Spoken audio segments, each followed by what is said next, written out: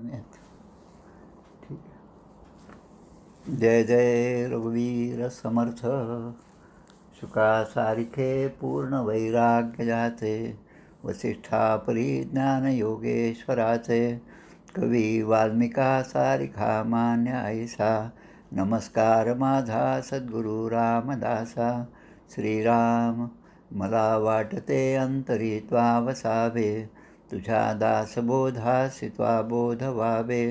अपत्यापरी पाववी प्रेमग्रासा, महाराज या सद्गुरू रामदासा. जय जय रघुवीर समर्थ. नमः शांताय दिव्याय सत्यधर्मस्वरूपिणे, स्वानंदामृततृप्ताय श्रीधराय नमो नमः. आदिनारायणं विष्णुं ब्रह्माणं च वसिष्ठकं, श्रीरामं मारुतिं वन्दे रामदासंच श्रीधरं. समर्थांची मूर्ती पुनरपि जगी भी प्रगटली, जनोद्धारासाठी सतत फिरली मेदिनीतली. दयांच्या वास्तव्ये वरदनगरी होय वरदा, मनी त्या चिंतावे ते सतत भगवान श्रीधरपदा. भगवान श्रीधर स्वामी महाराज की जय. जय जय रघुवीर समर्थ. मार्त व्हिडिओ बंद केला चालेल ना? हो हो चालेल हां, तयार. धन्यवाद. आज श्रीमद परमहंस परिव्राजकाचार्य भगवान श्री श्रीधर स्वामी महाराज यांची 49वी पुण्यतिथी आहे. म्हणजे त्यांच्या 50व्या पुण्यतिथी वर्षाची सुरुवात आज होत आहे. त्यामुळे या आजच्या पवित्र दिवशी आपण सर्वजण परमपूज्य श्रीधर स्वामींच्या चरित्रातील काही घटना पाहणार आहोत. कारण हे चरित्र इतकं अद्भुत आहे, त्यामधल्या घटना आणि प्रत्येक घटनेतून आपल्याला शिकण्यासारखं भरपूर आहे. पण ते सर्व या मर्यादित वेळेत सांगणं फार अवघड आहे आणि त्यामुळे त्यातला काही भाग आपण पाहूया. आणि त्यामुळे आपल्या मनामध्ये एक इच्छा होईल की स्वामींचं पूर्ण चरित्र आपण वाचलं पाहिजे. निदान या 50व्या पुण्यतिथी वर्षाच्या निमित्ताने प्रत्येकजणांनी ही चरित्र वाचली पाहिजेत. आपल्या संतांची चरित्र जी आहेत ती वाचण्याचा एक प्रमुख असा फायदा असा की आपल्या जीवनात घडणाऱ्या प्रत्येक प्रसंगाच्या वेळेस आपल्याला निरनिराळ्या संतांनी त्या काळामध्ये त्या परिस्थितीमध्ये ते कसे वागले होते याचा एक वस्तुपाठ आपल्याला मिळतो. आणि त्यामुळे आपण त्या प्रसंगी कसं वागावं हे सुद्धा आपण त्या चरित्रापासून शिकू शकतो. आणि दुसरा भाग म्हणजे सतत आपण त्यांच्या चिंतनात असतो. त्यांचं चिंतन जे आहे ते चिंतन आपल्याला प्रत्यक्ष रामरायाची भेट घडवून आणेल अशा प्रकारचं चिंतन आपल्यामध्ये नेहमी जर होत गेलं तर संसाराकडचं चिंतन जे आहे ते आपोआप कमी होतं. ध्येयबुद्धी ते आत्मबुद्धी करावी असं जे समर्थ सांगतात त्याचाच एक भाग, त्याचीच एक पायरी, त्याचाच एक साधनेचा मार्ग म्हणून या चरित्राच्या अभ्यासाकडे आपण पाहिलं पाहिजे. भगवान श्री श्रीधर स्वामी यांचा चरित्र जे आहे कालपट जो आहे त्याचा आपण थोडक्यात सुरुवातीला विचार करूया आणि मग त्यांच्या चरित्रातील महत्त्वाच्या घटनेचा विचार करूया. भगवान श्री श्रीधर स्वामी यांचा जन्म म्हणजे मार्गशीर्ष पौर्णिमा शके 1830 म्हणजे श्री दत्त जयंती या दिवशी सायंकाळी 7:30 वाजता झाला. ते स्थान होतं चिंचोळी. चिंचोळी हे गाणगापुरापासून 10-12 मैलावर असणारं हे ठिकाण आहे. हे ठिकाण म्हणजे त्यांच्या मावशीचं आणि मामाचं ठिकाण असल्यामुळे त्या काळामध्ये ते त्या ठिकाणी राहायला गेले आणि त्या ठिकाणी चिंचोळी या गावी त्यांचा जन्म झाला श्रीधर स्वामीचा. दत्त जयंती होती. हे जे घराणं होतं या घराण्यामधला जो वारसा होता तो तिन्ही प्रकारचा होता. एक वारकरी संप्रदायाचा होता, रामदासी संप्रदायाचा होता आणि तिसरा म्हणजे दत्त संप्रदायाचा. म्हणून या तिन्ही संप्रदायाची त्रिवेणी संगम हा श्री दत्त जयंतीच्या दिवशी या घराण्यामध्ये अवतरला, तो आपल्या श्रीधर स्वामींच्या रूपाने. लहानपणचं जे आयुष्य आहे त्यामध्ये काही खूप गोष्टी खडतर अशा गोष्टी झाल्या. मूळ यांचं जे गाव होतं ते मराठवाड्यामध्ये असणारं नांदेडजवळचं देगलूर हे गाव होतं. देगलूर गावामध्ये त्यांचा वाडा होता आणि त्यांचं आडनाव जे आहे ते पत्की आहे. पत्की घराण्यातले श्रीधर स्वामी, नारायणराव पत्की यांचे चिरंजीव. या पत्की घराण्याचा पत्कीचा अर्थ असा की पत्कीचं खरं म्हणजे ते उर्दू फारसी शब्दामधले फसकी हे नाव आहे.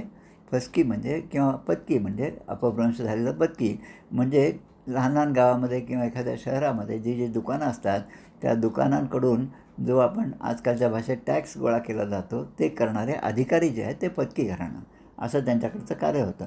त्या पत्की घराण्याला एक जुना शाप होता. तो शाप असा की देगलूरमध्ये असलेल्या पत्कींच्या वाड्यामध्ये अनेक पिढ्या या घराण्यातल्या राहिलेल्या आहेत. त्या ठिकाणी त्यांचे पूर्वज जे होते त्या पूर्वजांपैकी त्यापैकी एक जे आहेत तर ते त्या ठिकाणी त्या वाड्याचं संरक्षण करण्यासाठी सर्पाच्या रूपाने राहत होते. पण यांच्याच घराण्यातील कोणी एका पूर्वजांनी त्या सर्पाला पाहून त्यांच्यावर ते बंदुकी वगैरे त्या काळामध्ये होत्या 100-125 वर्षापूर्वीचा काळ. त्या बंदुकीने त्या सापाला मारलं आणि त्याच दिवशी रात्री त्या सापाने एका ब्राह्मणाच्या वेशामध्ये ज्याने मारलं त्यांच्या स्वप्नामध्ये दृष्टांत दिला, मी तुमच्याच घराण्याचा मूळ पुरुष आहे पण तुम्ही माझी विनाकारण हत्या केलेली आहे आणि त्यामुळे माझा या घराण्याला शाप आहे की हे घराणं निर्वंश होईल.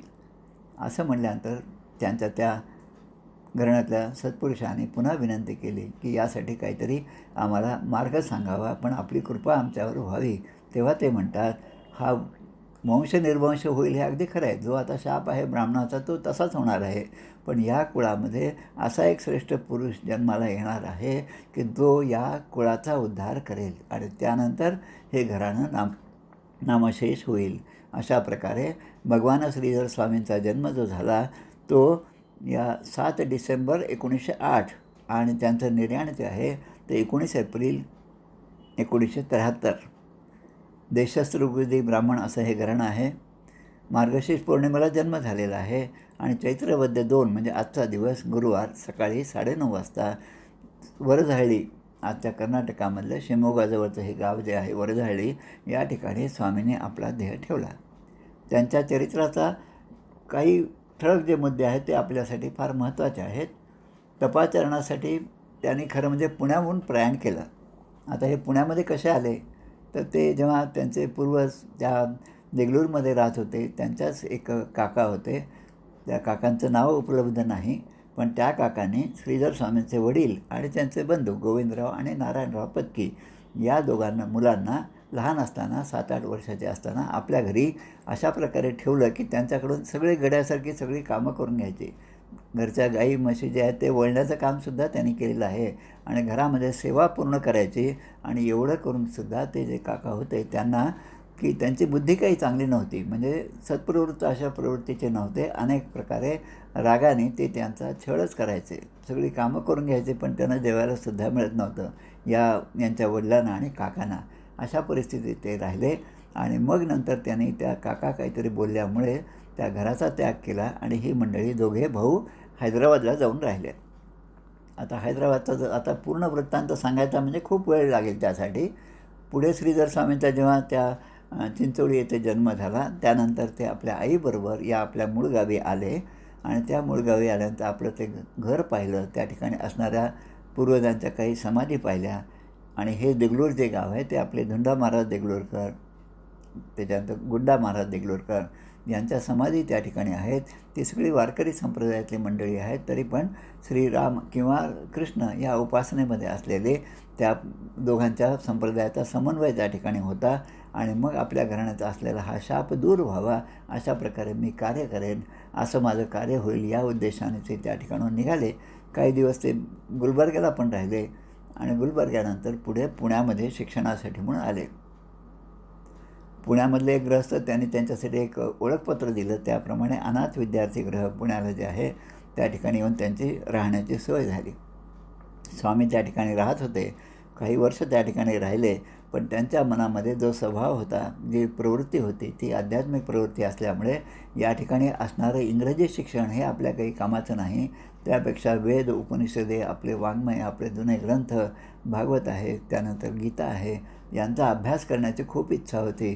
त्यामुळे शाळेचा उपक्रम संपल्यानंतर ते सगळे या अभ्यासामध्ये वेळ घालवू लागले आणि मग त्यांच्यामध्ये ते वैराग्य जागृत झालं. सद्गुरू भजनात सद्गुरूच्या भेटीची तळमळ जागृत झाली आणि त्या काळी त्यांनी ते पुण्यातलं आपलं जे शाळा होती ती शाळा सोडली, विद्यार्थीगृह सोडलं आणि त्यानंतर ते सज्जनगडाकडे प्रयाण त्यांनी केलं. तो दिवस होता विजयादशमी, म्हणजे अश्विन शुद्ध दशमी, दसऱ्याचा दिवस, शके 1849 म्हणजे 1927. त्या दिवशी ते त्या ठिकाणून निघाले.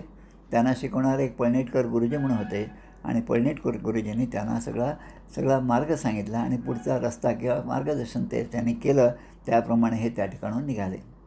मागे 2008मध्ये समर्थांची जी चतुशताब्दी जन्मशताब्दी होती त्या काळामध्ये, त्याच वेळेस म्हणजे श्रीधर स्वामीचा जन्मसुद्धा 1908चा असल्यामुळे 2008मध्ये श्रीधर स्वामींची सुद्धा जन्मशताब्दी एकाच वेळेस होती. श्रीधर स्वामींची जन्मशताब्दी आणि समर्थांची चतुशताब्दी.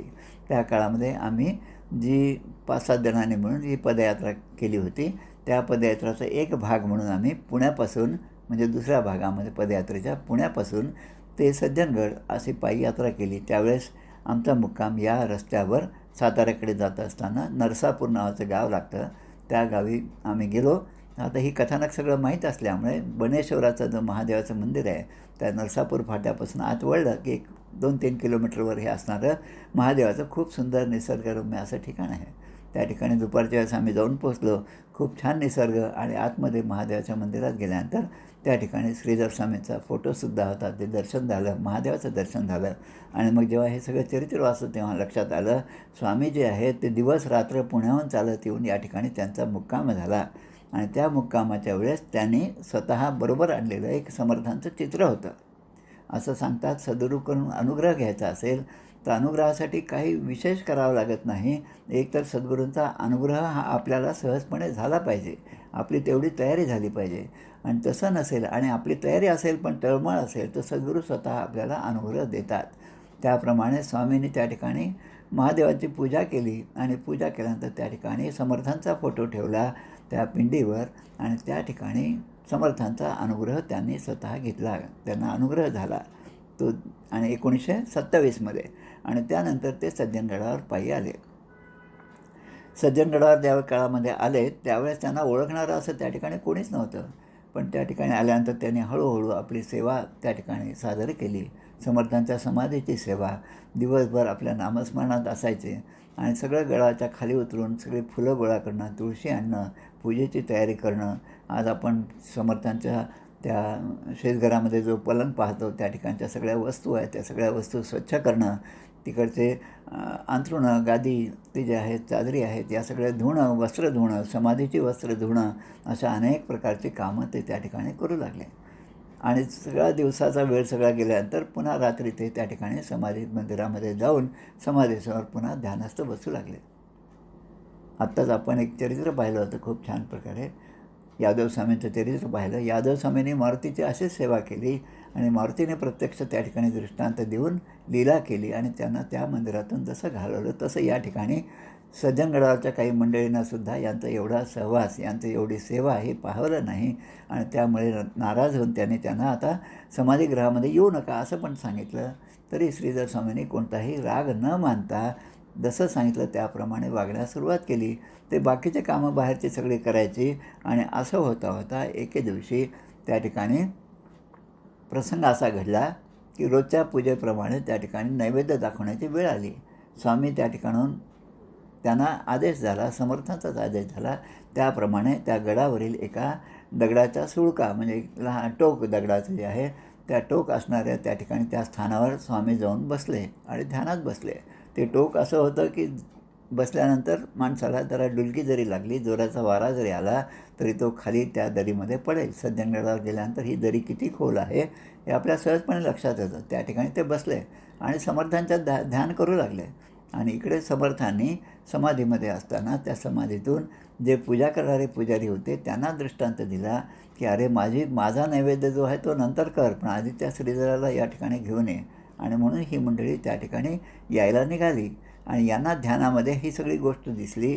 आणि मग जेव्हा ध्यान विसर्जन केलं तेव्हा ही सगळी मंडळी दिसली आणि मग त्यांनी आग्रह करून त्यांना पुन्हा आपल्या समाधी मंदिरात आणलं.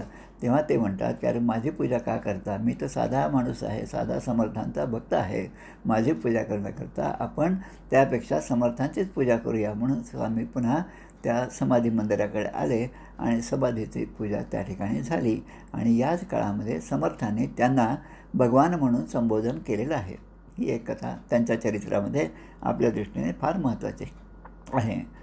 आणि जवळपास 1927 ते 1930 असं 2.5-3 वर्षाचा काळ त्या ठिकाणी राहिले.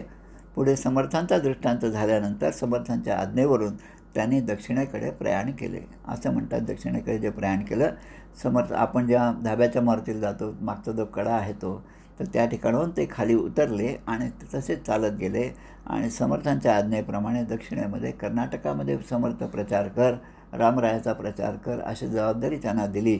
त्याप्रमाणे ते त्या ठिकाणी जाऊन राहिले. पुढे 1930 ते 35 हा काळ त्यांनी कर्नाटकामध्ये तिथल्या लोकांमध्ये या रामभक्तीचा प्रचार केला. आणि पुन्हा एकदा 1935मध्ये स्वामी आपल्या सज्जनगडावर पुन्हा परत आले. अनेक प्रकारचं ग्रंथलेखनसुद्धा त्यांनी केलं. आणि नंतर संन्यास ग्रहण हा जो आहे त्यांचा जो भाग आहे तो शिगेहळ्ळी जे आहे कर्नाटकामधलं, त्या ठिकाणी पुन्हा विजयादशमीच्या दिवशी म्हणजे 1942 साली, म्हणजे आता ते जवळपास 34 वर्षाचे होते वयाने. आणि धर्मजागृतीसाठी त्यांनी पुढे पूर्ण भारतभर संचार केलेला आहे. 1867 ते 1880पर्यंत शके, म्हणजे 1945 ते 58पर्यंत. समर्थ रामदास स्वामींच्या 350व्या जन्मतिथीनिमित्त अखिल भारतीय संचार हा पूर्ण त्यांनी केला. सज्जनगडावर त्यांचं वास्तव्य होतं काही काळ, 58 ते जवळपास 59, 1-2 वर्ष त्यावेळेस होते. आणि त्यानंतर दीर्घकालीन मौन असावं या दृष्टीने पुन्हा त्यांनी आपले चातुर्मास केले. त्या चातुर्मासामध्ये त्यांचे अनेक चातुर्मास बऱ्याच भागात झाले. जवळपास त्यांची यादी जी आहे तर त्यांनी 31 चातुर्मास केलेले आहेत. स्वामींच्या चातुर्मासामध्ये बद्रीनारायणालासुद्धा स्वामी गेलेले आहेत.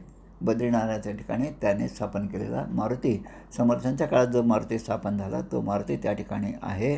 त्या ठिकाणी त्यांनी सेवा दिली. अयोध्येच्या ठिकाणी रामरायाच्या जन्मगावी अयोध्या ठिकाणी त्या क्षेत्रामध्ये सुद्धा एक त्यांनी चातुर्मास केलेला आहे. आता अयोध्येमध्ये आपण जर जाल तर त्या ठिकाणी श्री काळेराम मंदिर म्हणून आहे. लवकुशांपैकी कुशाने स्थापन केलेलं जे महादेवाचं मंदिर आहे त्याच्या मागेच हे अयोध्येतलं हे मंदिर आहे, काळाराम मंदिर. मागे एक जेव्हा यात्रेला गेलो होतो 10 वर्षापूर्वी, तेव्हा आमचा मुक्काम त्या ठिकाणी होता. तिथले पुजारी आज जे आहेत ते देशपांडे, यशवंतराव देशपांडे त्यावेळेस होते. आता त्यांचे पुत्र आहेत त्या ठिकाणी. त्यांनी स्वामी त्या ठिकाणी येऊन गेल्याचं त्यांचा फोटोसुद्धा आम्हाला दाखवला. काशी क्षेत्रामध्ये सुद्धा 2 चातुर्मास त्यांनी केले. अगदी दक्षिणेमध्ये कन्याकुमारीलासुद्धा 1 चातुर्मास झालेला आहे. श्री क्षेत्र सज्जनगडावर 3 चातुर्मास झाले. आणि वरदहळ्ळी हे तर त्यांचं अगदी आवडतं ठिकाण होतं, त्या ठिकाणी त्यांनीसुद्धा 10 चातुर्मास केलेले आहेत. आज श्रीधर स्वामींच्या नावाने, श्रीधराश्रम या नावाने किंवा श्रीधर तत्त्वज्ञान मंडळ या नावाने अनेक ठिकाणी अनेक संस्था आहेत. आणि त्या संस्था सगळ्या श्रीधर स्वामींच्या वाङ्मयाचा प्रचार करीत आहेत. स्वामींचं कार्य हे जनसामान्यांना कळण्यासाठी त्या ठिकाणी अनेक प्रकारचे कार्यक्रम होत असतात. श्रीधर स्वामींनी आपल्या शिष्यांना काही पत्रं लिहिली आहेत. ती पत्रंसुद्धा इतकी छान आहेत ती त्यांना श्रीधर स्वामींची शतपत्रे या नावाने ते प्रसिद्ध झालं. सन 1986मध्ये प्रसिद्ध झालेलं आहे. आपल्या शिष्यांना अनेक प्रकारे त्यांनी मार्गदर्शन केले आहे. आशीर्वादात्मक ही पत्रं लिहिली आहेत.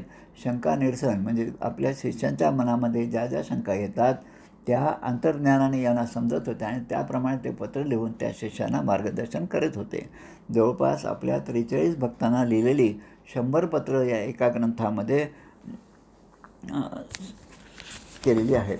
आणि मग त्यांचं सांगणं असं की आपण जे काही कार्य करत आहोत, संसारातलं असो, प्रपंचातलं असो, कुठलंही कार्य आपण करीत असताना अंतरिंगामध्ये समाधान जे आहे ते समाधान फार महत्त्वाचं आहे. देह प्रपंचाचा दास सुखे करो काम, तुझे रूप चित्ती राहो मुखी तुझे नाम. हे जसं आहे तसं सगळं कार्य करत असताना अधिष्ठान जे आहे ते भगवंताचं असलं पाहिजे. म्हणून जो करील त्याचे, परंतु तेथे भगवंताचे अधिष्ठान पाहिजे. ते अधिष्ठान असणं फार महत्त्वाचं आहे. म्हणून शिष्यांनी आपल्या सद्गुरूंचे चरण जे आहे ते आपल्या हृदयामध्ये धारण केले पाहिजे आणि त्यांच्या साक्षीने आपलं सगळं कार्य जो आहे तो कार्यभाग त्यांनी केला पाहिजे. अशा प्रकारे त्यांचा चरित्राचा भाग झाला. आणि पुढे त्यांनी शेवटचं एक प्रवचन त्या अगदी त्याचा एक पूर्ण प्रवचनामध्ये किंवा पूर्ण चरित्रामध्ये 2-4 भाग फार महत्त्वाचे मला वाटतात. एक तर कडक असं ब्रह्मचर्य व्रताचं पालन त्यांनी केलेलं आहे आणि त्यामध्ये त्यांच्याच म्हणजे शरीराला त्यांना स्वतःला खूप त्रास झालेला आहे. हे सगळं व्रतवैकल्य सांभाळण्यासाठी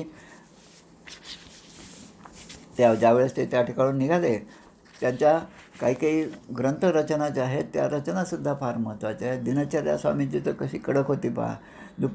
सकाळी 3-3:30 वाजता 4 वाजता ते स्नान करत असत. 12 वाजेपर्यंत ध्यानाला बसायचे.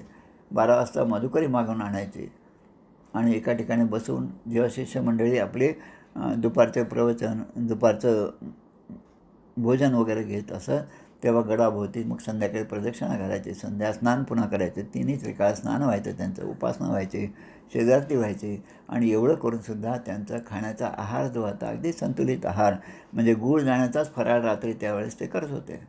त्यांनी अनेक प्रकारच्या ग्रंथांची रचना केली आहे. सन 1937मध्ये 11 मारुतीची यात्रा काही शिष्यांना बरोबर घेऊन त्यांनी केली. मराठी पद्यरचनासुद्धा त्यांनी केली. समर्थावतार स्तोत्र, श्री रामगौरव, श्री रामभक्तिसार, प्रातस्मरणे, त्यानंतर नित्यपाठ, रामायण, रामपाठ, समर्थपाठ, पंचीकरण, स्वात्मनिरूपण, शिवशांत स्तोत्र, तिलकम, शिवस्तोत्र अशा प्रकारच्या अनेक रचना त्यांनी केलेल्या आहेत. हा रामगौरव नावाचा जो त्यांचा ग्रंथ आहे त्याचं थोडंसं एक आठवण म्हणून सांगतो. ते त्याच्यामधलं शिकवण काय आहे की अतिपरिचयात अवज्ञा आपण म्हणतो ना, त्याप्रमाणे रामगौरवसारखा ग्रंथ त्यांनी लिहिला. 200 श्लोकांचा हा ग्रंथ आहे. त्यावेळेस त्यांचा मुक्काम गडावर होता. त्यांची एक पद्धत होती, नवीन काही रचना झाली की जेव्हा सत्संग होईल, जेव्हा सगळे एकत्र येतील तेव्हा ती रचना सगळ्यांपुढे मांडायची. गडावरील बऱ्याच जणांच्या समोर त्यांनी हा गौरव नावाचा ग्रंथ तो सांगितला, त्यातला आशय सांगितला, श्लोकांचं वाचन केलं. पण गडावरच्या काही वृद्ध मंडळींना मात्र ते ऐकताना काही फार आनंद झाला नाही. त्यांना काय वाटायचं की हे स्वतः खरं म्हणजे यांच्या अंगी गर्वच आहे. ते त्यांना संत साधू किंवा सद्गुरू म्हणून मानत नव्हते. हा ग्रंथ आपल्या संप्रदायाला कमीपणा आणणारा आहे आणि त्यामुळे तो आम्हाला मान्य नाही असं काही जणांचं मत झालं.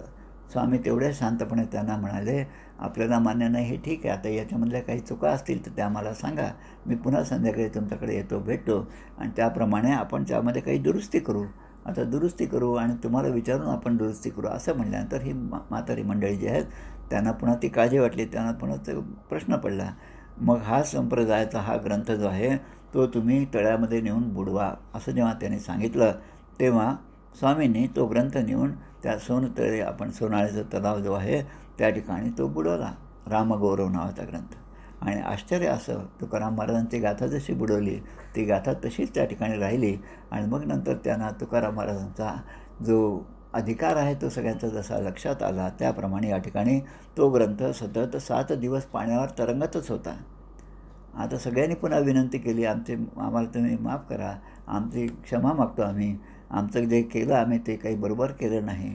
पण तेव्हा ते स्वामी म्हणतात, मी जे केलं ते आता परत घेणार नाही. आणि मग 8व्या दिवशी तो ग्रंथ त्या पाण्यामध्ये रामरायानेच तो बुडवला आणि रामरायाने स्वतःच ठेवून घेतला. वृद्ध लोकांना खूप पश्चाताप झाला पण स्वामींचा अधिकार मात्र यापासून त्यांना लक्षात आला.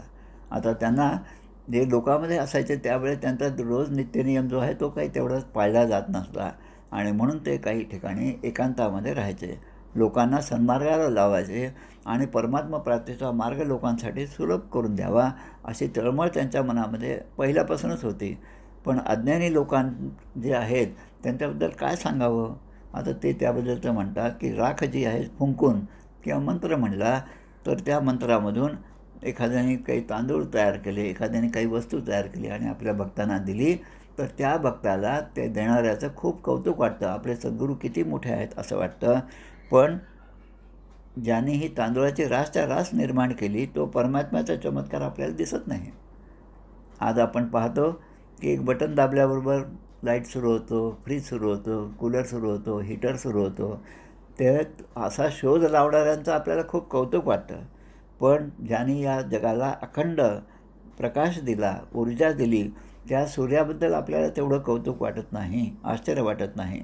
समर्थ एका ठिकाणी म्हणतात, रजनीनाथ आणि दिनकर नित्य करीती संचार, घालिता ती येरझार, लाविले भ्रमण जगदीशे, अशा एका पत्रात समर्थाने म्हटलेलं आहे. विजापूरचा सरदार निघाला आहे त्यामध्ये. तसंच या ठिकाणी स्वामींचा विचार अशा प्रकारचा आहे की मी एवढं सगळं सांगत आहे, पण लोक त्या दृष्टीने त्याकडे पाहत नाहीत, कारण हे विषयी जन आहेत. विषयाकडे अत्यंत रममाण झाले आणि विषयातच सुख शोधणारे हे आहेत. त्यामुळे त्यांना परमात्म्याच्या प्राप्तीचं सुख जे आहे त्याची गोडी कशी लागावी यासाठी त्यांची तळमळ आहे. माऊलीने सुद्धा अशीच एक ओवी दिलेली आहे, तैसा हृदयामध्ये रामू असता सर्व सुखासी आरामू, की भ्रांतासी पडे कामू विषयावरी. बहु मृगजळ देखोनी डोळा, तुमकी जे अमृताचा गिळता गळाला, तोडिता परिसू बांधिला गळा, शुक्तिका लाभे.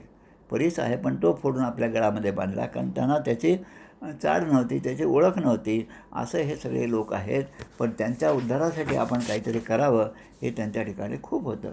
आणि म्हणून अशाच ठिकाणी त्यांचं अजून एक आठवण जी आहे तीसुद्धा सांगायसारखी आहे. एक ग्रहस्थ दिवसा डोळ्या, एक ग्रहस्थ त्यांना भेटले. त्यांचा मुक्काम त्यावेळेस माझ्या माहितीप्रमाणे चाफळमध्ये होता. आणि एक यती वेश घेऊन रामदासी संप्रदायाप्रमाणे ते संध्याकाळच्या वेळेस किंवा सकाळी अनेक सगळं आटोपलं की गावात किंवा बाहेर शेतामधून एक चक्कर मारायचे. त्यावेळेस त्यांना एक ग्रस्त भेटला आणि ते ग्रस्त त्यांना म्हणाले की अरे तुम्ही सगळी लोक हे दिवसा डोळ्या असं फिरता आणि सगळी घरं पाहून ठेवता आणि मग रात्रीच्या वेळेस या ठिकाणी चोरी करता, असं त्यांच्यावर ते आरोप करू लागले. आता थांबा, आता तुम्हाला मी पोलीस हातात देतो. असं पण एक घटना झाली. स्वामींनी तेवढं शांतपणे त्यांचं सगळं ऐकून घेतलं. दुसऱ्या दिवशी स्वामी राम मंदिरात जेव्हा होते तेव्हा पोलीस त्या ठिकाणी आले आणि ते म्हणतात की तुम्हाला पोलीस ठाण्यामध्ये बोलावले आहे. आता स्वामींना कालचं जे बोलणं होतं ते लक्षात आलं. ते म्हणतात काही हरकत नाही, मी येतो. आणि मग नंतर त्या ठिकाणी गेले. पोलिसांना सगळं त्यांनी समजावून सांगितलं की तुमच्या अधिकाऱ्यांना ते सगळं समजावून सांगितलं आणि त्याप्रमाणे त्यांचं मतपरिवर्तन झालेलं आहे. आणि ज्यांनी यांच्याबद्दलचं हे पोलिसांमध्ये तक्रार केली त्यालासुद्धा आपली चूक लक्षात आली. आता हे नंतरचा एक काळ आहे, ती गडावर त्या काळात असणारे श्रीधर स्वामी असताना जे होते ते आपले आदरणीय श्री अण्णाबुवा कालगावकर, श्री नारायणराव मुळे, त्यानंतर कल्याण सेवक महाराज. हे कल्याण सेवक महाराज हे पण स्वामींचे शिष्य आहेत. आणि आपल्या माहितीसाठी सांगतो, कल्याण सेवक महाराजांनी आत्मारामसारख्या ग्रंथावर एक खूप छान टीका लिहिलेली आहे. कल्याणी टीका या नावाने ते प्रसिद्ध आहे. आपल्याला जर वेळ मिळाला तर ती टीका जरूर वाचावी. खूप छान संदर्भ त्या ठिकाणी दिलेले आहेत. त्याच्यानंतर अय्याबुवा म्हणून गडावर होते. आपले स्वर्गीय मारुतीबुवा त्या ठिकाणी होते. दिनकरबुवा बिवलकर हे त्या काळामध्ये होते.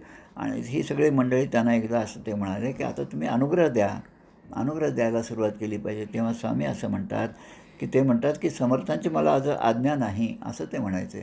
म्हणजे तो विषय ते टाळायचे. अनेक काळ त्यांचा रामगडीमध्ये सज्जनगडचा त्यांचा वास्तव्य झालेला आहे. आपण जी दैनंदिन उपासना म्हणतो त्यामध्ये सुद्धा एक सवयी आहे पहा. ती सवयी आपण वाचली पण असेल, कदाचित आपल्या लक्षात आलं किंवा नाही माहीत नाही. निर्गुण निर्विकार निरालंब, परात्पर परब्रह्म स्वयंभ, प्रत्येगात्मा सच्चिदानंद पूर्ण, तो हा श्रीधर सद्गुरू. जे निरावयव अधिष्ठान परिपूर्ण, आनंदघन एकलेचे एक संपूर्ण, साकारले धर्मसंरक्षण लागून, स्वानंद ऐक्य न सोडता, शांत दांत करुणायतन, तेजस्वी तपोमूर्ती ज्ञानघन, श्री समर्थे भगवान नामे संबोधून प्रगट केले भूमंडळी. म्हणजे समर्थाने भगवान ही पदवी त्यांना दिली. हा उल्लेख या सवयीमध्ये आहे. तो हा आमचा आत्माराम सद्गुरू, भगवान श्रीधर स्वामी यतिवरू, ज्याचा कृपा प्रसादे पैल पारू, आम्ही पावलो भवसागरी. माया कार्य जे भवभ्रम अज्ञान, तुझं जरी वाटे जावे नरसून, तरी सद्गुरू श्रीधर चरणी लीन, होई मी पण त्यागुनी. म्हणजे मी पण त्यागल्यानंतर आपल्याला सद्गुरूचरणाचा आश्रय मिळेल आणि ते सद्गुरू आपली सगळी चिंता, भव भ्रम अज्ञान हे दूर करतात. आणि म्हणून सद्गुरू वचनावर विश्वास आपला असला पाहिजे.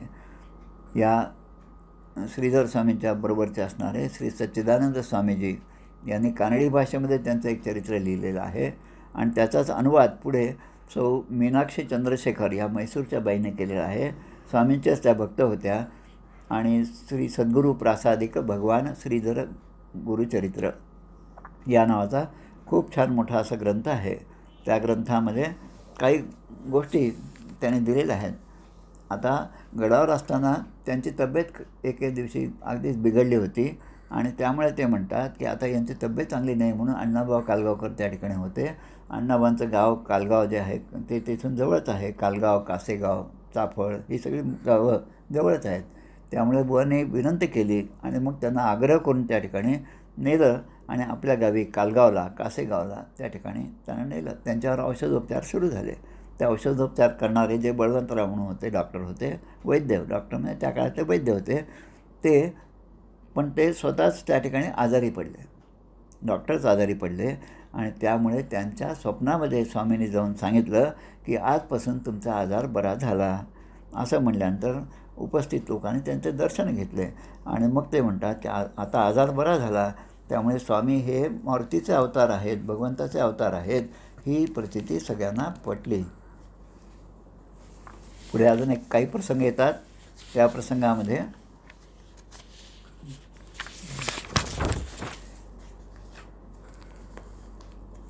गडावर एक माधुकरी मागून जेवणाची त्यांची जशी सवय होती त्याप्रमाणे जेवणाची वेळ झाली. सगळे प्रसाद भक्षणासाठी बसलेले होते. तेव्हा स्वामींच्या मनामध्ये आलं की आता आपण हिमालयावर जावं. मनामध्ये जसा विचार आला तसं ते ती प्रेरणा समजून त्या ठिकाणून निघायचे आणि स्वामी गडावरून खाली उतरले. पण ते उतरले हे कोणालाच समजलं नाही आणि जेव्हा ते खाली उतरले तेव्हा ते सरळ पुण्याच्या रस्त्याने जाऊ लागले. लोक त्यांना शोधू लागले. त्यांचे जे शिष्य होते नारायणराव मुळे, आता हे जे श्री नारायणराव मुळे आहेत त्यांचे चिरंजीव, आता जे आपले मुळे सर आहेत, गडावर आपली भेट झाली असेल कदाचित, ते समर्थ सेवा मंडळामध्ये सेवा देतात, साताऱ्यामध्ये राहत असतात. हे त्यांचे वडील हे नारायणराव मुळे हे यांना हे समजल्यावर ते धावत धावत गडाखाली गेले आणि त्यांना स्वामींना गाठलं. आता ते म्हणतात स्वामींनी खूप विनंती केली स्वामींना गडावर पुन्हा येण्याची. तेव्हा ते म्हणतात की आता मला आग्रह नको करू, तू आता गडावर जा. म्हणून नारायणरावमुळे सद्गुरूची आज्ञा म्हणून पुन्हा गडावर आले. पण वर गडावर आल्यानंतर सगळे मंडळी जे आहेत त्यामध्ये एक आगाशे बुवा म्हणून स्वामींचे शिष्य होते. त्यांनासुद्धा ही तळमळ होती की स्वामींनी गडावर आलंच पाहिजे म्हणून ते सुद्धा पुन्हा गडाखाली आले. आणि आत्तापर्यंत स्वामीजी जे पायी जायचे तर त्यांचा वेग पण खूप होता. आपण जर लक्षात घेतलं तर सज्जनगडपासून 16 किलोमीटर साताऱ्यापासून पुण्याच्या मार्गावर भुईंज नावाचं गाव लागतं. या भुईंज गावापाशी कृष्णा नदीच्या काठी स्वामीच त्या ठिकाणी स्नान करताना त्यांना दिसले. स्वामींना पाहिल्याबरोबर ते मागाशी बुवा त्या ठिकाणी थांबले. स्वामींचं खूप मन परिवर्तन करण्याचा त्यांनी विनंती केली. तेव्हा स्वामी म्हणजे सद्गुरूंचं म्हणजे मन कसं तळमळत असतं हे आपल्या लक्षात येतं. ते म्हणतात की अरे मी गड सोडून तिकडे हिमालयावर जाण्याचा विचार करत होतो, पण एवढ्या सर्वांना दुःख देऊन मी हिमालयात करणार तरी काय म्हणे. ज्या परब्रह्माची प्राप्ती मला व्हायची त्यासाठी मी तिकडे चाललो आणि तेच परब्रह्म इकडे उपाशी तपाशी जर बसलं असेल तर ते मला चालणार नाही. म्हणून त्याचं मनसुद्धा बदललं आणि त्यानंतर त्यांना गाडीत बसून पुन्हा साताऱ्यामध्ये आणलं. साताऱ्यामध्ये कोणी वामनराव घाणेकर म्हणून होते, शिष्य होते, त्यांच्या ठिकाणी 2 दिवस मुक्काम केला आणि स्वामी पुन्हा गडावर आले. अशा बऱ्याच कथा त्यांच्या याच्यात आहेत. 1950मध्ये एक गोष्ट आहे, जवळपास माझ्या माहितीप्रमाणे 8 जानेवारी 1950 स्वामींनी त्या ठिकाणी गडावरच्या अनेक सेवा केलेल्या आहेत. स्वामींच्या मते गडावर येणारा प्रत्येकजण हा समर्थांच्या प्रेरणेने समर्थांच्या दर्शनासाठी येत असतो आणि त्यामुळे येणाऱ्याची प्रत्येक गोष्टीची प्रत्येक मदत करणं हे स्वामी समर्थ सेवा असे समजत होते. आणि कित्येकदा स्वामींनी खाली यावं, त्या ठिकाणून येणाऱ्या माणसांचं सामान स्वतः उचलावं. स्वामींना त्यांनी ओळखलेलं असेल किंवा नसेल, कदाचित ओळखलेलं नसेल, त्यांच्याकडे आपली बॅग द्यावी, आपलं सामान द्यावं, स्वामींनी ते सामान उचलावं आणि गडावर नेऊन द्यावं. अशी सेवा त्याने अनेक वेळा केलेली आहे. आणि वर जर समर्थांची सेवा, समाधीची सेवा हे तर ते करत होतेच, पण अशा प्रकारे सेवा केल्यामुळे खरा सेवाभाव काय आहे हे त्या ठिकाणी दिसून आलं. आणि मग पुढे 8 जानेवारी 1950 रोजी त्यांनी सज्जनगडला एक जीर्णोद्धार करण्याची समिती स्थापन केली, सज्जनगडाचा जीर्णोद्धार. पण त्यांच्या लक्षात आलं का जीर्णोद्धार हा जो शब्द आहे तो काही शब्द बरोबर नाही. आणि ते म्हणायचे की जीर्णोद्धार करणारे आपण कोण, म्हणजे मी करता म्हणसी तेणे तू कष्टी होसी, राम करता म्हणता पावसी यश कीर्ती आणि प्रताप. त्यामुळे जीर्णोद्धार करणारे आपण कोण, आणि म्हणून ते नाव बदललं त्यांनी जीर्णोद्धार समितीचं. मग समर्थ सेवक मंडळ असं नाव झालं आणि त्यानंतर पुन्हा परिवर्तन झालं. ते आज असणारं श्री समर्थ सेवा मंडळ याची स्थापना त्या ठिकाणी झाली. आणि त्या काळामध्ये 1950पासून ठरल्याप्रमाणे दरवर्षी समर्थांच्या पादुकासह भिक्षाफरीला सुरुवात झाली. आजही ती भिक्षाफरी संस्थांतर्फे होत असते. आपल्याला या सगळ्या गोष्टी आता दिसतात आपल्याला, पण त्या काळामध्ये त्या ठिकाणी राहून सेवा करणं किती अवघड आहे. त्यांनी जमा केलेली जी लोकं आहेत, त्यांचे शिष्यमंडळी जी आहेत, त्यामधल्या एक शिष्य जे आहेत त्यांचे श्री दत्ताबुवा रामदासी. दत्ताबुवांचा मठ जो आहे साताऱ्यामध्ये पारसनीस कॉलनीमध्ये तो मठ आहे. भक्तिधाम या नावाने त्याला ओळखतात. त्या ठिकाणी दत्ताबुवांचे शिष्य असणारे आजचे रामकाका आणि आपले शरदराव कुबेर म्हणजे बाळासाहेब कुबेर काका, हे दोघे त्या ठिकाणी अगदी समर्थपणे तो मठ सांभाळून आहेत. त्यांची एक छान गोष्ट अशी की ते त्या ठिकाणी ते म्हणतात, आम्हाला स्वामीने सांगितलं, म्हणजे आमच्या दत्ताबुवांनी सांगितलं, त्यांना ते महाराज म्हणतात. दत्ताबुवा म्हणजे महाराज आणि स्वामी म्हणजे श्रीधर स्वामी. स्वामीने सांगितल्याप्रमाणे या ठिकाणी जो येईल त्याची आपण सेवा करावी. त्यामुळे ते म्हणतात या ठिकाणी आल्याची सगळी सेवा आम्ही करत असतो. त्या भक्तिधाममध्ये 3 दिवस राहून ग्रंथराज दासबोध पारायण करण्याचं भाग्य मला लाभलं. त्या ठिकाणचे रामकाका जे आहेत ते स्वामींच्या सांगण्याप्रमाणे रोज दुपारी 1:30-2 वाजता पण सगळं अनेक वगैरे सगळं पूजा वगैरे झाली की उपनिषदाचं वाचन करायला बसायचे. ते मी पाहिले. संध्याकाळी उपासना असायची. ही 2च माणसं त्या ठिकाणी, ब्रह्मचारी माणसं त्या ठिकाणी राहतात. आणि इतकं सुंदर त्या ठिकाणचा जो परिसर आहे की येणाऱ्याला चांगल्या प्रकारचं अन्न शिजवून खाऊ घालणं ही सुद्धा सेवा आहे. या दृष्टीने लवंगापासून विलायचीपासून सगळी झाडं छोटी छोटी त्या ठिकाणी त्या मठामध्ये आहेत. त्या सगळ्यांचा उपयोग, किती वातावरण छान आहे. आणि संध्याकाळी पाहिलं तर 5 वाजता दररोज त्या ठिकाणी उपासना होत असते. दत्ताबुवांनी लिहिलेली सप्ताध्यायी 7 वारांचे 7 म्हणजे ओव्या ज्या आहेत त्या ओव्यांचा गट आहे. सोमवार, मंगळवार, बुधवार असं रोज त्याचे वाचन होतं. स्वामींच्या चरित्राचं त्या ठिकाणी वाचन होत असतं. एके वेळेमध्ये सांगलीचे राजेसाहेब म्हणजे चिंतामणराव पटवर्धन हे एकदा त्या ठिकाणी सज्जनगडावर आले होते आणि त्यांनी खूप आग्रह केला. त्याप्रमाणे स्वामी, माझ्या माहितीप्रमाणे 59मधली गोष्ट आहे ही, माघ वद्य तृतीया म्हणजे आता महाशिवरात्रीचा दिवस जवळ येत होता आणि चिंतामणराव पटवर्धन यांनी आग्रह केल्यामुळे स्वामी सांगलीला गेले. जाताना त्यांनी बरोबर 5-15 एक रामदासी मंडळी बरोबर नेली होती, स्वामींच्या बरोबर गेली होती. सांगलीमध्ये त्यांची भव्य अशी मिरवणूक काढण्यात आली आणि मिरवणुकीनंतर तिथल्या गणपती मंदिरामध्ये त्यांचं खूप मोठं स्वागत झालं. त्या ठिकाणी स्वामी राहिले. 3 दिवस त्यांची त्या ठिकाणी प्रवचनं झाली आणि त्यानंतर जवळच असणारं आनंदमूर्ती ब्रह्मनाळकर यांचं, ब्रह्मनाळ हे जे क्षेत्र आहे त्या ठिकाणी जाण्याचा कार्यक्रम ठरवण्यात आला. त्याप्रमाणे आनंदमूर्ती ब्रह्मनाळकर यांच्या समाधीच्या दर्शनासाठी म्हणून स्वामी त्या ठिकाणी आपल्या शिष्यांबरोबर त्या ठिकाणी गेले. हे सुद्धा खूप छान ठिकाण आहे. आनंदमूर्ती समर्थ पंचरत्नामधले हे आनंदमूर्ती ब्रह्मनाळकर आहेत. त्यांचे सद्गुरू श्री रघुनाथ स्वामी आहेत. आपण त्या ब्रह्मनाळमधले या मठामध्ये गेलात तर त्या ठिकाणी काचेच्या पेटीमध्ये सद्गुरू श्री रघुनाथ स्वामी यांच्या पादुका ठेवलेल्या आहेत. या रघुनाथ स्वामींचा अधिकार एवढा की रघुनाथ स्वामींना एके दिवशी कोणीतरी प्रश्न विचारला आणि त्यामुळे त्या ठिकाणी संदर्भासाठी म्हणून त्यांना ज्ञानेश्वरी पाहिजे होती. तर त्या ठिकाणी या पादुकांचं रूपांतर प्रत्यक्ष ज्ञानेश्वरीमध्ये झालेलं आहे आणि ती ज्ञानेश्वरी घेऊन त्या आनंदमूर्तीने त्यांच्याशी म्हणजे संवाद केला आणि ते सगळं म्हणजे सुधारण आणि ओव्यांचं स्पष्टीकरण देऊन त्यांना शांत केलेलं आहे, त्यांचं समाधान केलेलं आहे. तर या आनंदमूर्तींची आणि त्यांचे सद्गुरू श्री रघुनाथ स्वामी यांची समाधी जी आहे त्या ठिकाणी जवळच असणाऱ्या बेरळा आणि कृष्णा संगमावर, नदीच्या संगमावर ती समाधी आहे. दोन्ही समाधी आणि मधून रस्ता आपण त्या नदीकडे जातो. खूप रम्य असं ठिकाण आहे, नदीचा संगम आहे. त्या ठिकाणी एक प्रथा आहे त्या ठिकाणची की दरवर्षी महाशिवरात्रीला ह्या ज्या समाधी आहेत तर त्या डोलतात. समाधी डोलणं म्हणजे जसं आपल्याला एखादा आनंद झाल्याबरोबर आपण कसा नाचतो आनंदाने, हातवारे करतो, हात उगारतो आणि आपण जसं नाचतो त्याप्रमाणे ह्या समाधी आनंदाने डोलत असतात. हा सुद्धा डोलोत्सव त्या ठिकाणी दरवर्षी महाशिवरात्रीला होत असतो. स्वामीजी त्या ठिकाणी गेले त्यावेळेस असं झालं की गेल्या 35 वर्षात हा डोलोत्सव झालाच नव्हता. समाधी डोलल्याच नव्हत्या. आणि स्वामीजी त्या ठिकाणी गेले, दर्शनासाठी गेले.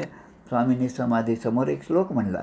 तो श्लोक असा आहे, अतिकठीण शिळा डोलवी वृक्ष जैसा, जननी जठरी कोणी जन्मला कोण ऐसा, गुरुभजन प्रतापे ख्याती झाली दिगंती, निशिदिनी स्मरचित्ता स्वामी आनंद मूर्ती.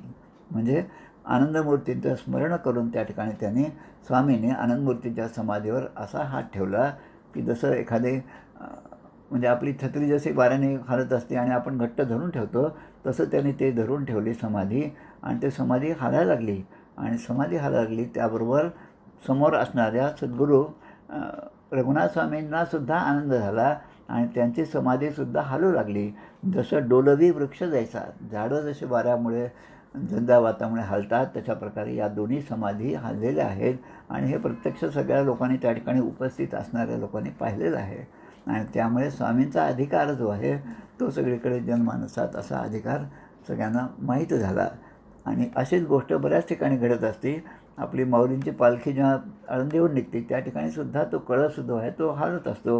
आणि कळस हलला म्हणजे माऊलींची आता आज्ञा झाली आणि मग ती पालखी त्या ठिकाणून निघते आणि पंढरपुराकडे प्रयाण होत असतं. तर अशा प्रकारे स्वामींच्या चरित्राचा काही भाग आपण पाहिला. अजून काही गोष्टी आहेत त्यासुद्धा आपण पाहूया. स्वामींच्या अनेक रचना आहेत.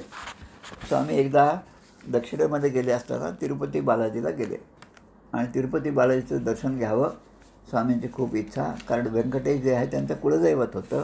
माहूर, तुळजापूर आणि कोल्हापूर या तिन्ही देवी त्यांच्या घराण्याच्या देवी आहेत, मुख्य देवता आहेत.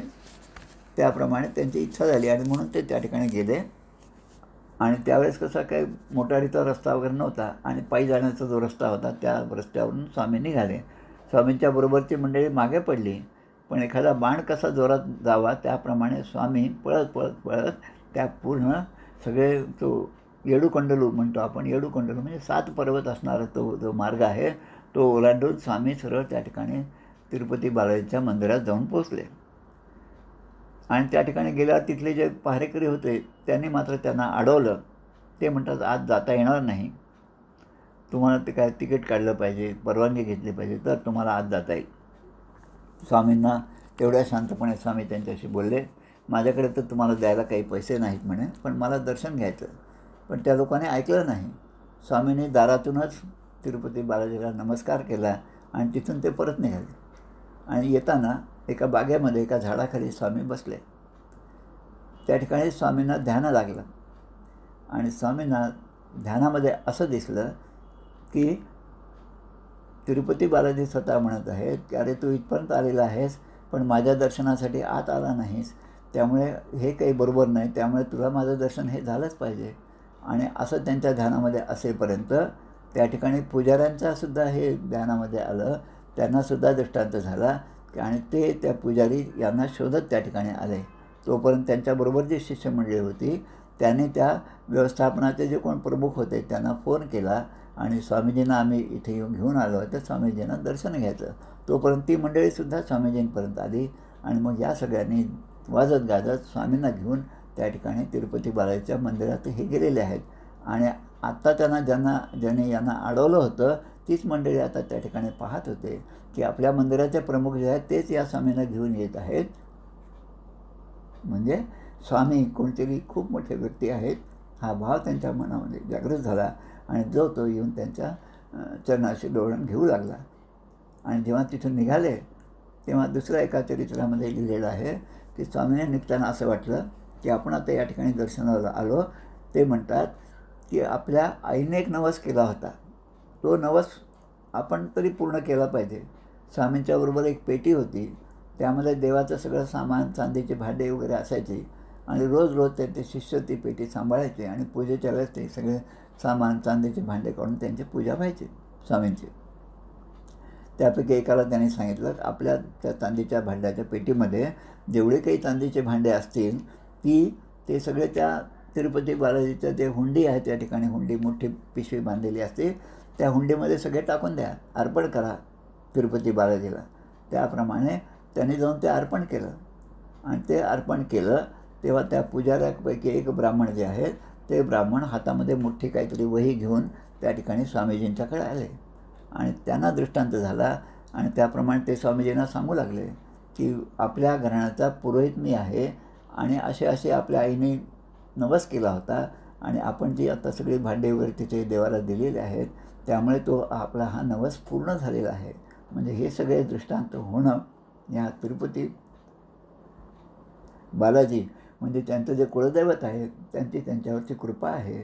निघताना ते स्वामी म्हणतात जसं आपण कोणाच्या घरी गेलो तर ज्यांच्याकडे घरी गेलो तर ती माणसं आपल्याला दारापर्यंत पोचायला जसे येतात तसं स्वामींना असं वाटलं की आपल्यावर ही व्यंकटेशाची कृपा आहे. मग हा व्यंकटेश आपल्याला दारापर्यंत पोचायला का नाही आला असं म्हणल्याबरोबर स्वामींनी मागे पाहिलं तेव्हा प्रत्यक्ष व्यंकटेशाने येऊन त्यांना हात हलवून त्यांनी प्रेमाचा निरोप दिलेला आहे. अशी घटना त्यांची त्या ठिकाणी घडलेली आहे. अशा प्रकारचे अनेक प्रसंग त्यांच्या चरित्रामध्ये आहेत. त्या चरित्रामधल्या अनेक घटना आहेत, खूप आहेत त्या सांगण्यासारख्या. त्यांचा थोडासा आपण विचार या ठिकाणी केला. अजून एक गोष्ट जी आहे तीसुद्धा महत्त्वाची आहे. आपल्याकडे आपण गाईला गोमाता असं म्हणतो कारण गाईच्या ठिकाणी अनेक देवतांचा वास असतो आणि म्हणून श्रीधर स्वामींच्या अप्रकाशित वाङ्मयामधून एक स्तोत्र आहे, त्याचं नाव आहे धेनुस्तोत्रम. आपण पाहिलं की स्वामींनी गोशाळा बांधून त्या ठिकाणी गाईची व्यवस्था केली आणि गाई पाळणं म्हणजे तिची व्यवस्था लावून ठेवली आणि गोव्रती अशी त्याने त्या ठिकाणी व्रत सांभाळलेलं आहे. 33 कोटी देवतांचं निवास असणारे या गाईचे ते सेवा करायचे. स्वामींचे अनेक फोटो आजही आपल्या व्हॉट्सअपच्या माध्यमातून अनेक भागामध्ये ते पाठवण्यात येतात. त्यामध्ये स्वामी त्या गाईवर प्रेम करताना दिसतात, गाईच्या जवळ बसलेले दिसतात. तर असं त्यांच्या मनामध्ये आलं आणि मग स्वामीजी म्हणतात की गाईची पूजा केली तर सगळ्या 33 कोटी देवतांची पूजा झाली, असं फळ आपल्याला मिळणार आहे. आणि म्हणून जुन्या काळातसुद्धा ज्या ठिकाणी राजाचे सम्राट एखादा आहे, राजा आहे, तर त्याचं म्हणजे अधिकार पाहायचा असेल तर तो राजा किती मोठा आहे तर त्याच्या ठिकाणी गोधन किती आहे त्यावरून ते ठरवायचं. नंदबाबा आणि त्या ठिकाणी आपण गेलात तर नंदबाबांच्या याच्यामध्ये भागवतामध्ये आपण पाहतो की अनेक प्रसंगी अनेक उत्सवामध्ये कितीतरी गायी त्यांनी दान म्हणून दिलेल्या आहेत. म्हणून राष्ट्राची सुबत्ता जी आहे ती त्या गायीच्या खिल्लारांच्या संख्येवर अवलंबून असते. म्हणून हे गाय जे आहे ते धन समजले जाते. खेड्यामध्ये सुद्धा माणसं अगदी अभिमानाने सांगत होते की माझ्याकडे खंडीभर लक्ष्मी आहे. म्हणजे खंडीभर लक्ष्मी म्हणजे खूप गायी आहेत असं त्याचा अर्थ.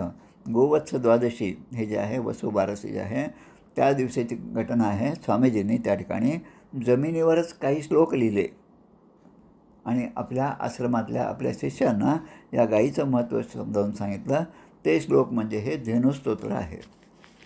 याच पद्धतीने पुढे आपल्या संप्रदायामध्ये श्री गोजीवनदास चोंडे महाराज झाले, त्यांचे शिष्य म्हणून अनंतदास रामदासी झाले. या सगळ्यांनी गोव्रत धारण केलेलं आहेत. अनंतदास रामदासींच्या अनेक कथा आहेत, त्या सगळ्या या म्हणजे पार्श्वभूमीवरच्याच आहेत. गोमातेचं त्यांनी कसं पूजन केलेलं आहे. स्वामी त्या ठिकाणी म्हणतात की गोमातेचं सेवा करणं हे सुद्धा भगवंताची सेवा आहे. गोमाताच्या गळ्यामध्ये आपण एखादी घंटी बांधली तर ती घंटी जेव्हा वाजते तेव्हा आपल्याकडून त्या देवतांची पूजाच होत असते. म्हणून सर्व देवदेवता या गायीमध्ये वास करतात आहेत. म्हणून गोमातेच्या पूजनाने देवतांनासुद्धा आनंद होतो.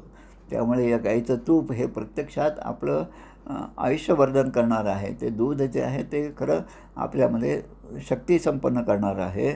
त्या दुधापासून तुपापासून खरं म्हणजे आपल्याला सामर्थ्य, धैर्य, सद्बुद्धी, आत्यंतिक शांती, ज्ञान, भक्ती, नित्यस्तुती असं आपल्याला त्या ठिकाणी मिळणार आहे.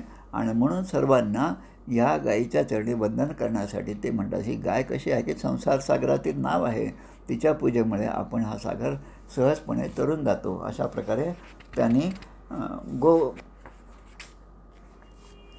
धेनुस्तोत्र रचलेलं आहे. त्याचप्रमाणे तिरुपतीला जेव्हा गेले त्यावेळेस त्यांनी ते व्यंकटेश स्तोत्र म्हणून लिहिलेलं आहे. ते व्यंकटेश स्तोत्रसुद्धा तेवढंच महत्त्वाचं आहे. संस्कृतमध्ये आहे ते की ते म्हणतात की देही त्वं मे दर्शनम व्यंकटेश, की हे देवा तू मला दर्शन दे. आणि ते दर्शन देताना आपली काकुळती ते सांगतात की माझ्याकडे ज्ञान, आपण जसं म्हणतो की नसे भक्तीना ज्ञान ना ध्यान काही, नसे प्रेम हे राम विश्राम नाही, असा दीन अज्ञान मी दास तुझा, समर्थाजनी घेतला भार माझा, असं जे आपण रोज उपासनेमध्ये म्हणतो, त्याच पद्धतीने त्या ठिकाणी भाव त्या ठिकाणी व्यक्त केलेला आहे. आणि ते आपल्या बालाजीची प्रार्थना करता की तू मला त्या ठिकाणी मला दर्शनं दे. म्हणून श्रीधर स्वामींच्या सगळ्या कार्यांचा थोडक्यात आढावा जो आहे तो आपण या ठिकाणी घेतलेला आहे. खरं म्हणजे खूप विशाल असं हे चरित्र आहे. या 50व्या पुण्यतिथी वर्षाची आज सुरुवात होत आहे. त्यानिमित्त वर्षभरातून त्यांचं हे चरित्र मुळातून सर्वांनी वाचावं, ही प्रेरणा आपल्या सगळ्यांना सद्गुरूंनी द्यावी.